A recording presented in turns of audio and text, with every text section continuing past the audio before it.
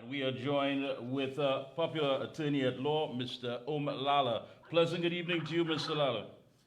Hi, good evening, Mikee K. How are you? Well, it's a lot better hearing your voice. Want to welcome you to, of course, the Observer with yours truly here on Tuesdays and Wednesdays, 7 p.m. to 8 p.m. First time having you on, and it's a pleasure indeed. A lot is happening, and one of the things people are asking is, who will guard the guards? I did attend that press conference with yourself and Senior Counsel Ramesh Lawrence Maraj last Saturday, and on behalf of your client, Mr. Michael St. John, at the heart of the issue is whether the TTPS can hold personal information of an individual which is false and inaccurate, and allow that false and inaccurate information to be accessed by other agencies and entities, including banks and embassies. What are we looking at? Well, it's a fundamental issue of whether or not data could be stored which is false and erroneous. We're living in an age of digitalization where our records are stored in a variety of places. The most secure and meant to be the most pristine would be that of the TTPS. And in this particular case, our client has identified records in a database which are false and inaccurate. And the application to the Commissioner of Police is to remove those and ensure that the records reflect the accurate records that reflect our client, if any records should be kept at all. Now, under the Freedom of Information Act, it not only provides you to gain access to records, but there's a very interesting provision under Section 36 that allows you to apply to the court or to any regulatory body that has information that may be inaccurate or wrong and have it corrected.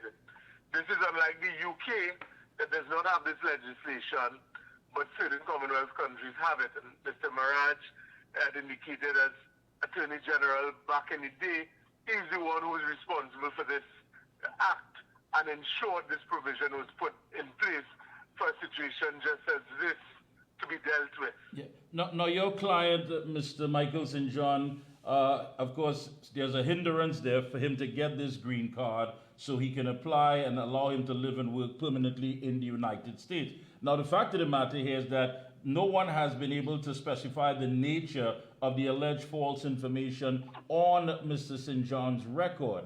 I think that in itself raises a very serious red flag as to what could be the nature of it that could be hindering him from applying for this green card. And why is this not made, of course, accessible to him and others who may find themselves in this position?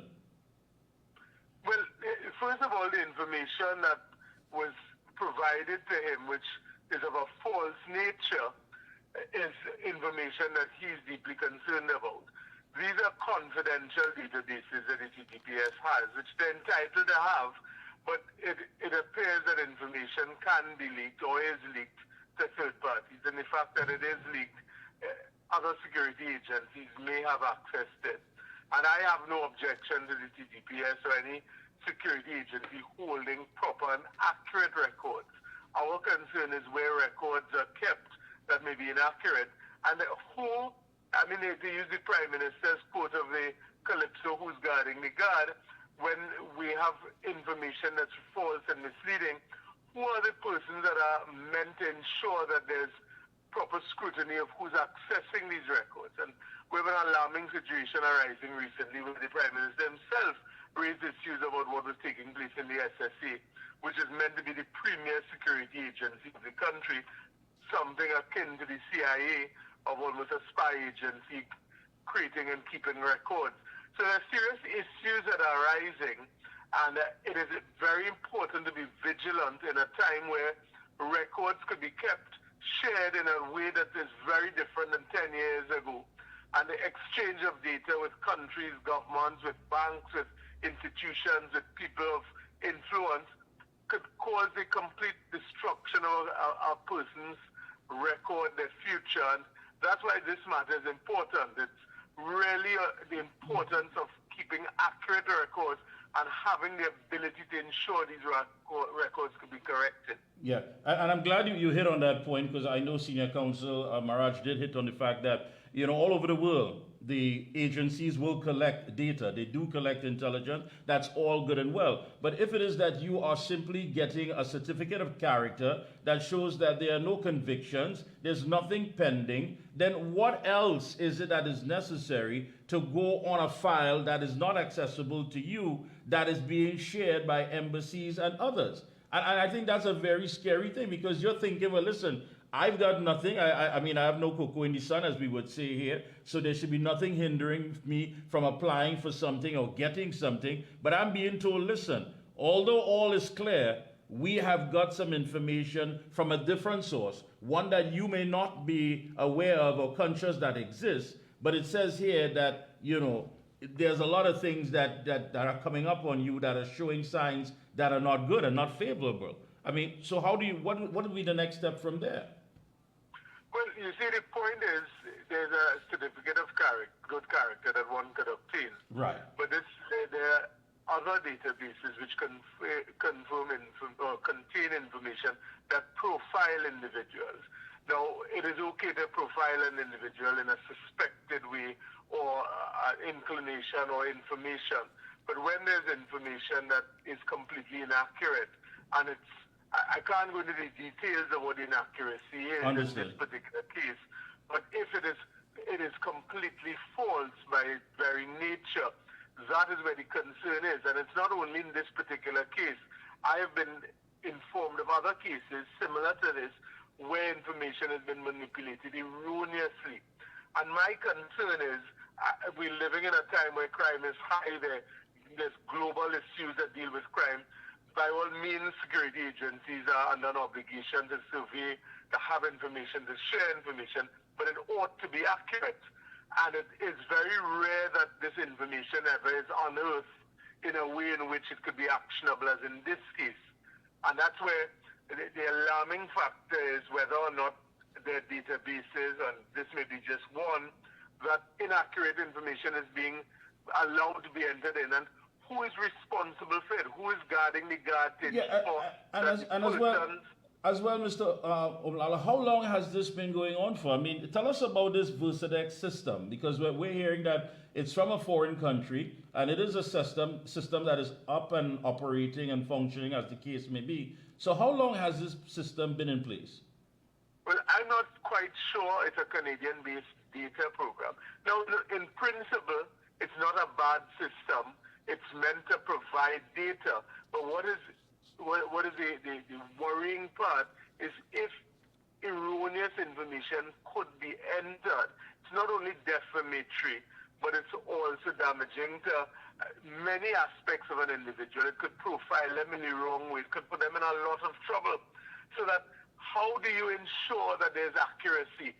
So let's say with a COC, Certificate of Good Character, you have to ensure that you're checking the databases of the courts to make sure there are no criminal convictions against you. There's an auditing mechanism which can be re-verified with court extracts. But if you have a system here that is information could be uploaded by certain individuals who are authorized and it's prone to inaccuracy, then that is dangerous. If I were to say John Doe has been convicted as a terrorist in Timbuktu, and that is on a system and it's inaccurate, that could have serious implications for John Doe, because there must be a verification system to know that Timbuktu has declared him to be a terrorist. And again, if it's being put in the system and you're making a serious statement such as that, it has implications for John Doe. So again, this not only applies to the TTPS, but all record-keeping agencies in an age of digitalization. Even the banks where they store information may have inaccurate information on people, on individuals, on their credit rating.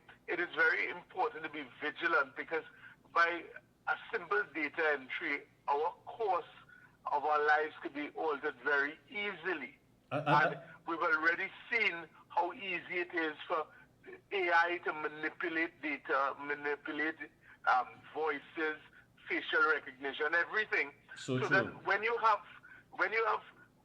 the highest level of security of TTPS, MNS, agencies that we all want to rely on, we expect the highest level of diligence, that they're ensuring that they're foolproof systems. Because again, we're in an age where a kid can go on the internet on AI and create anything he wants. So how do we ensure that the record keepers and the gatekeepers are ensuring that they're doing everything to protect us as the citizens?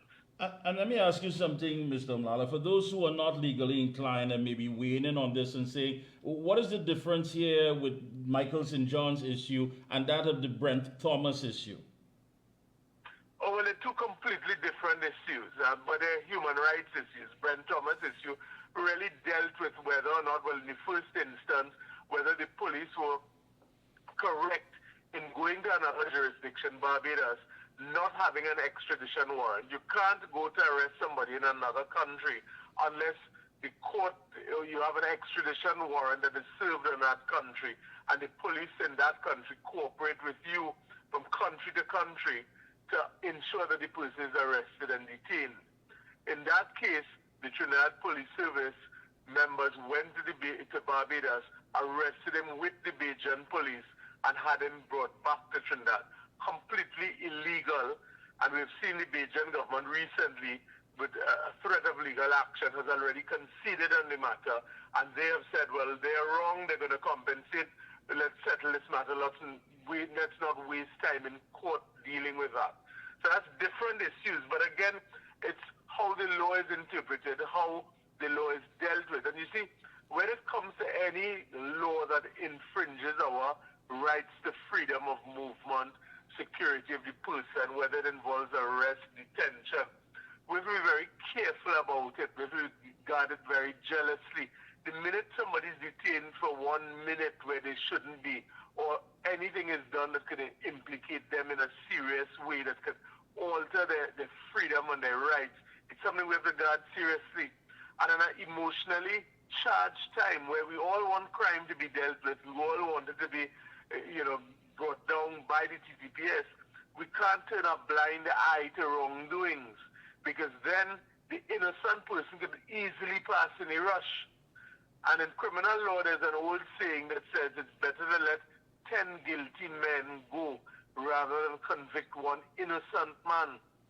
So while we want things to be done, we can't cut corners when it deals with the fundamental rights of the individual. And you're so correct. Let me ask you finally, Section 36 of the Freedom of Information Act gives the right of a correction in favor of an individual, in this case Mr. St. John, to have the false information which the TTPS has on its database to be corrected. And if the TTPS refuses to ask the Supreme Court, pursuant to Section 39 of the Freedom of Information Act, to compel the TTPS to correct the false information. Now, these mistakes are easily made, but the issue here is, what time frame is it that you can get this rectified? Is there a time frame, once it comes to your attention, is there a time frame that one has to work on? Because you want this to be definitely dealt with and removed, especially if it is not accurate information. Well, in law, acting promptly is always important. A judicial review which is the course of action for matters like this, you have a 3-month period within which to act. But once something is concerning an individual, Freedom of Information Act gives wide powers, one to access data, to access information, to ensure that's corrected. Because if you know something is wrong or being said about you and you're not dealing with it, you're deeming it to be accurate, or you're allowing it to perpetuate much to the injury to your reputation.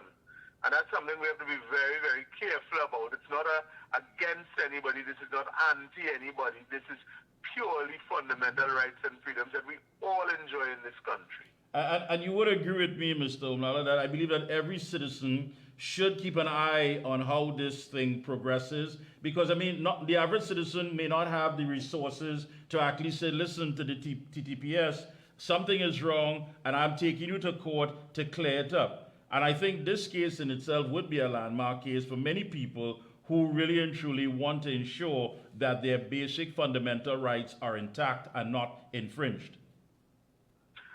Well said. The point is, if we get the system working correctly, if they acknowledge it, if they deal with it, they put the systems in place, then all citizens benefit from it. This is not only about Michael St. John. This is about everyone benefiting from a fair and accurate system where nobody's rights are trampled upon. Thank you so much. Any closing comments? Go right ahead.